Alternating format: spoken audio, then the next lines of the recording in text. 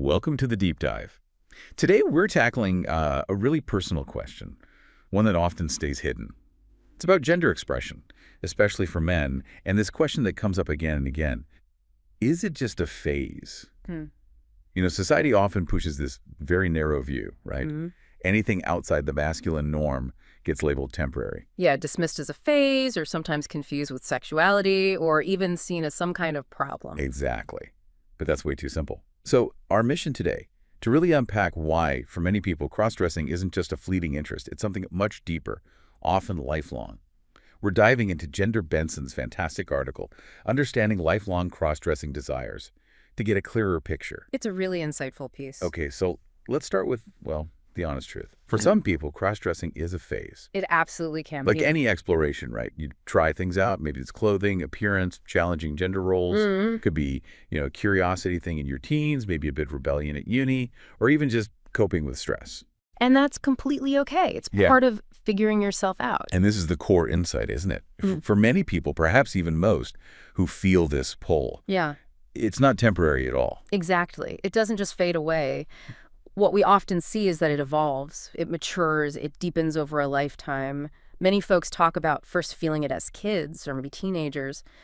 This pull towards certain clothes, hard to explain but strong. Right, and often hidden. Oh, definitely hidden, denied. Sometimes there's this intense shame leading to purging clothes, trying to stop. But despite all that, the desire, that feeling, it comes back, often even stronger. And this is where Gender Benson's article really clarifies things. It points to emotional resonance. That's the key difference, yeah. Precisely. A phase might be fun, casual, maybe experimental. But lifelong cross-dressing, it's charged with emotion. It's tied up with who you are. Your identity, your self-expression, finding a kind of inner peace. It can be this really profound yearning. So that leads us to this myth, this damaging idea that people just grow out of it. Ugh, yes. That assumption can be so harmful. Families, partners, sometimes even therapists might see it as like a temporary kink. Or a reaction to stress, a midlife thing. Exactly, something that'll just pass.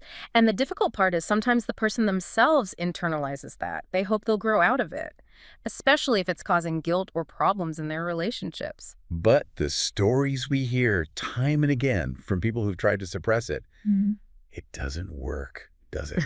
The desire doesn't just vanish. No, it doesn't die. It waits. It goes underground, sometimes for months, sometimes years, even decades. And then it resurfaces. It does, maybe in dreams, really vivid ones, or intrusive thoughts you can't shake, or just this aching nostalgia for how you felt when you dressed. Or after big life changes. Yeah, like a divorce or retirement. Suddenly there's space or maybe a catalyst and boom, those feelings rush back, often with surprising intensity. So it's not just a fleeting indulgence. This constant return suggests something much deeper. It really points towards it being a core part of someone's, let's say, psychological or emotional makeup, not just a habit. More like an intrinsic trait. And that's so important because it moves it away from being seen as pathology. It's just human variation. It's part of the spectrum of human experience. Okay, so if trying to suppress it doesn't work and it keeps coming back, what does that look like? There's a pattern, isn't there? A difficult one. There is, yes. A very common and often painful pattern called the purge and binge cycle. Tell us about that.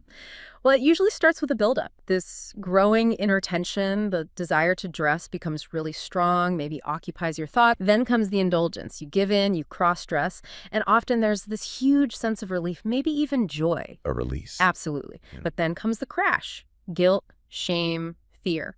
It all floods in. Maybe fear of discovery. Right, and that leads to the purge, getting rid of everything, clothes, makeup, wigs, accessories, throwing it all away, vowing to stop for good. trying to erase it. Exactly. But inevitably, after some time, could be days, weeks, months, even years, there's the return. The desire comes back. And often stronger, you said. Often stronger, yeah. Because the underlying need hasn't been addressed. And is this cycle specific to cross-dressing? Or does it reflect something broader? Oh, it's much broader. We see similar patterns in anyone fighting a core part of themselves, hiding sexuality, trying to mask neurodivergent traits, suppressing artistic passion because society disapproves. So the cycle isn't really about the cross-dressing itself being the problem. Not fundamentally. The source article argues, and I think convincingly, that this cycle is a symptom of repression. It's the fighting against it that creates this dynamic. Not a sign of instability, but a sign of internal conflict. Precisely. And crucially, breaking that cycle, it usually doesn't come from finding a cure. It comes from acceptance. Accepting the cross-dressing desire as stable. It's part of you. As a stable, natural part of who you are. And when that acceptance happens, even gradually, people often report this profound sense of peace. The energy spent fighting is freed up. Exactly. Freed up for just living. It's like an internal ceasefire. Like, must be why it's so tricky to answer. Is it just a phase? Because it means different things to different people. Absolutely. The meaning is incredibly diverse. For some, yes, there's an erotic component. For others, it's more meditative or relaxing. Spiritual, even. Yes, or an escape. Yeah. Or purely self-expression. And for many, it's deeply connected to their gender identity. Even if they don't identify as transgender. Even then, it's complex. Okay, so let's unpack that a bit. The source makes this vital distinction between identity and behavior. Wearing clothes, any clothes, that's a behavior, right? An action. Anyone can do that. But the desire, the feeling it brings, that Yeah. sense of relief or wholeness or just rightness. That points towards identity. It's not just about the fabric. So if dressing makes you feel more settled, Yeah, if that inner critic goes quiet, or anxiety lifts, or you suddenly feel more creative or connected, it's probably less about the clothes and more about giving yourself permission. permission to be your whole self. Your whole self. It doesn't automatically mean, oh, I must be a woman or I need to transition.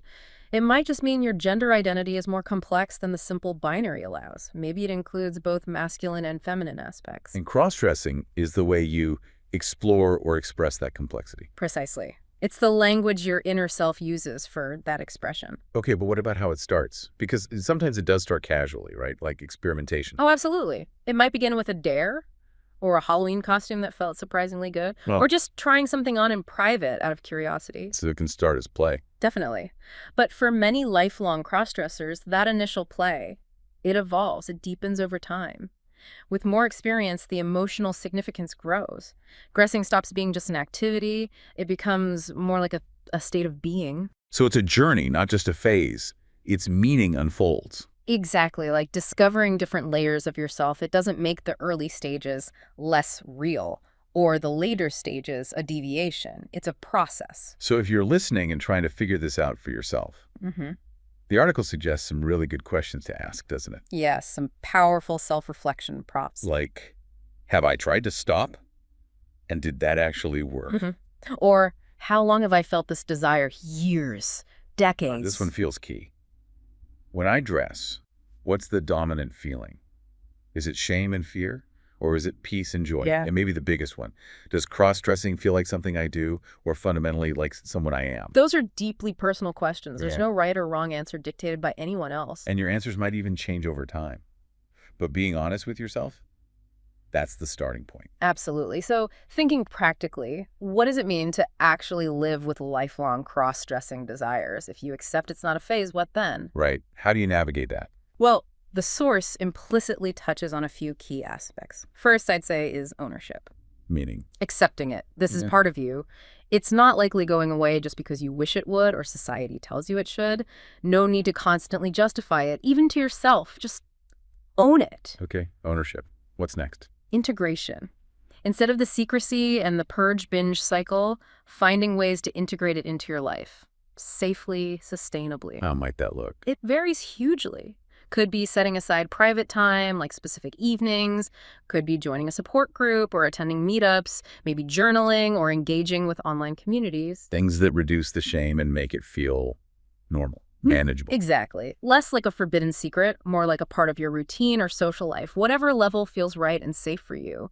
Integration fights shame. Makes sense. What else? Communication. This is often the hardest one, especially in relationships. Yeah, I could imagine. Hiding a significant part of yourself creates distance.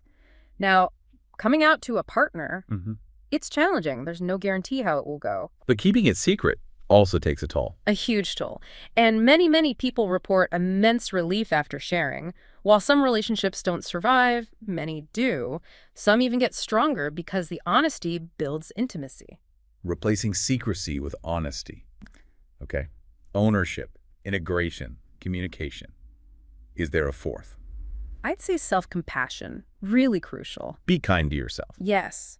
Recognize that you're not broken or confused or perverse because your gender expression doesn't fit neatly into a box. Navigating this in a world that often demands conformity takes real courage. So give yourself credit for that. You're figuring out your truth. Yeah, that's powerful. Ownership, integration, communication, self-compassion, a framework for living authentically.